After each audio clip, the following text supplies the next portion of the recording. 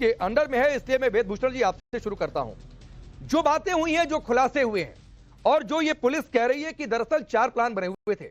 गुवाहाटी में मर्डर की योजना थी, 19 तारीख को सीसीटीवी में दिखे हैं, 3 जगह नाकाम हुए, चौथी बार में कामयाब हुए। परिवार के दबाव में शादी हुई है, अफेयर की जानकारी थी या नहीं है। जो खुलासे अभी तक हुए हैं, इस खुलासों से क्या अंजाम होता, चार्जशीट कैसी दिख रही है, जो पुलिस ने दावा किया है कि 90 दिनों के अंदर ही दाखिल कर देंगे।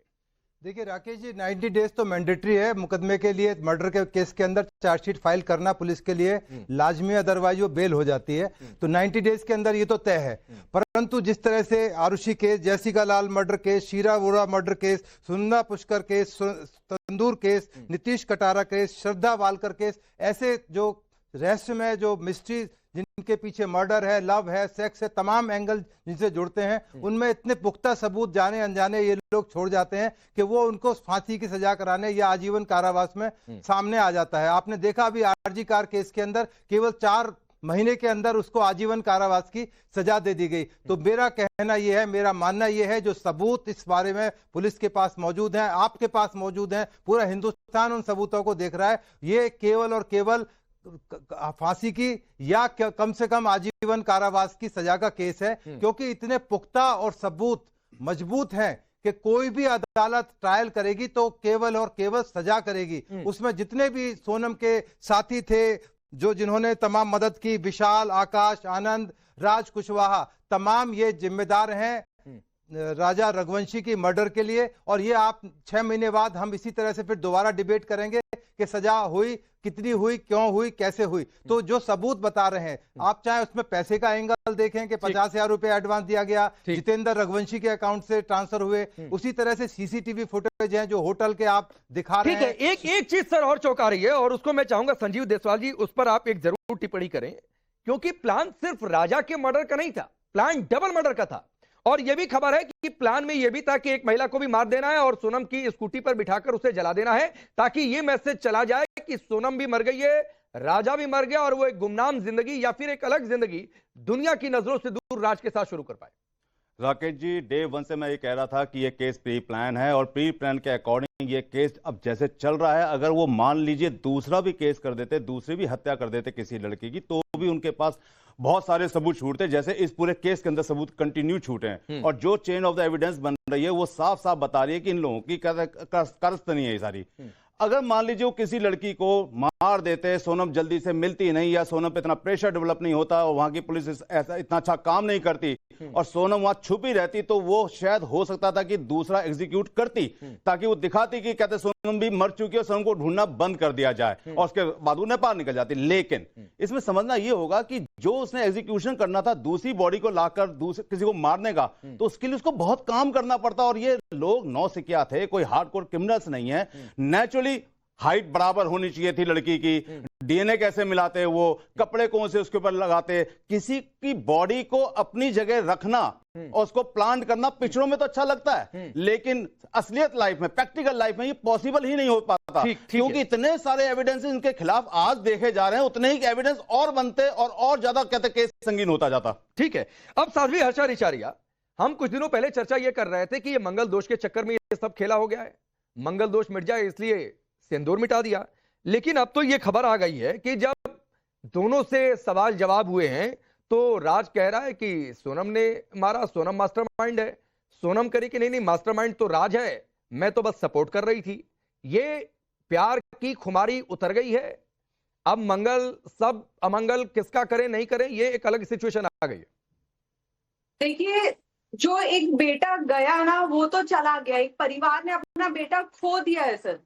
अब यहाँ पे आप ग्रहों को दोष दीजिए, आप किसी को भी दोष दीजिए, लेकिन ये जो चल रहा है ना कि राज सोनम पे डाल रहा है, सोनम राज पे डाल रही है, कोई भी गुनहगार कभी एक्सेप्ट नहीं करता कि ये गलती मेरी है।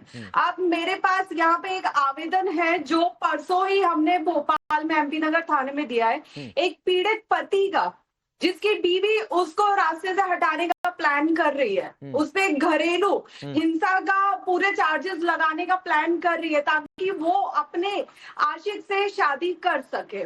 तो ये अब जरूरत है एक मानसिकता को बदलने की, क्योंकि इस तरह अब ना ये अत्याचार और ये जो क्रिमिनल माइंडसेट है ना, ये बहुत ज्यादा बढ़ता जा रहा है। नहीं ठीक है, क्रिमिनल माइंडसेट बढ़ता जा रहा है। और देखिए योगिता भयाना जी, हमने करीब 10 सबूत रखे हुए हैं और ये 10 सबूत जो पुलिस के पास हैं, जो जानकारी हमें वहां से मिली है, और ये 10 सबूत चीख चीख कर कह रहे हैं कि ये पूरा मामला राज सोनम के ही इर्द गिर्द है और राज के ही चक्कर में ये पूरा खेल हुआ है। ये तस्वीर धीरे धीरे साफ होती जा रही है, इसमें किसी को शक, कोई गुंजाइश नहीं दिखती है। जी बिल्कुल, तो उसमें तो कोई बड़ी बात नहीं है। डेफिनेटली अगर वो तो मैं डे वन से ही क्लियर है कि सोनम इसमें इन्वॉल्व है, तो ये कोई बहुत बड़ा खुलासा तो अचानक से आप कर नहीं रहे हैं, ये तो पहले दिन से ही हो रखा है। और अब रही बात क्राइम को एक दूसरे पे थोपने की, वो तो थोपेंगे ही, हर क्रिमिनल अपने आप को डिफेंड करता ही है, और नहीं तो फिर ये कचहरियां और कोर्ट क्यों होते हैं अगर वो डिफेंड नहीं करते। तो अब पुलिस के पास सर्कमस्टेंशियल एविडेंस को कलेक्ट करने का वो वेद जी आपको ज्यादा अच्छे से बताएंगे, how they will prove that definitely she was involve. वो तो सबको ही मालूम है, तभी तो ये चर्चाएं चल रही थी। और अब क्या कोर्स ऑफ एक्शन होगा, कितने समय में न्याय मिलेगा इस परिवार को, ये तो अब देखने की बात है। नहीं, लेकिन इसके बीच जो है ये चर्चा तो शुरू हुई है ना योगिता जी, कि सोनम ने रिश्तों को कलंकित किया। अगर परिवार का दबाव था और अफेयर था कहीं, जिसके बारे में यह भी जानकारी है कि शायद इस अफेयर की जानकारी परिवार को नहीं थी, जो उनके भाई की भी बातों से सामने आया है, तो ये तो था कि सोनम को स्टैंड लेना चाहिए था, जो उसने नहीं लिया।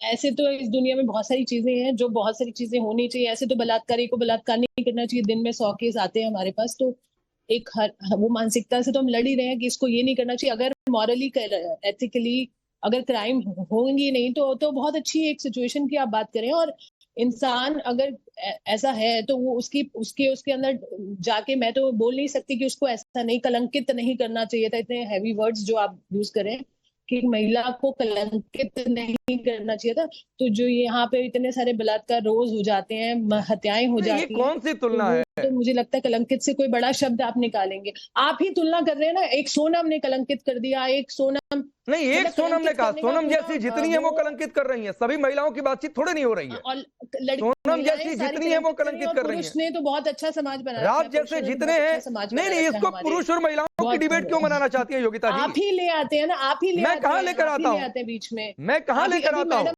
आप इसे पुरुष महिलाओं की डिबेट बना देना चाहती हैं। आप चाहती हैं कि जेंडर के ऊपर डिबेट हो जाए। आप ही शुरू करते हैं जेंडर डिबेट। मैंने कहाँ शुरू किया? मैंने आपसे सिर्फ एक पूछा कि क्या ऐसा करना चाहिए था।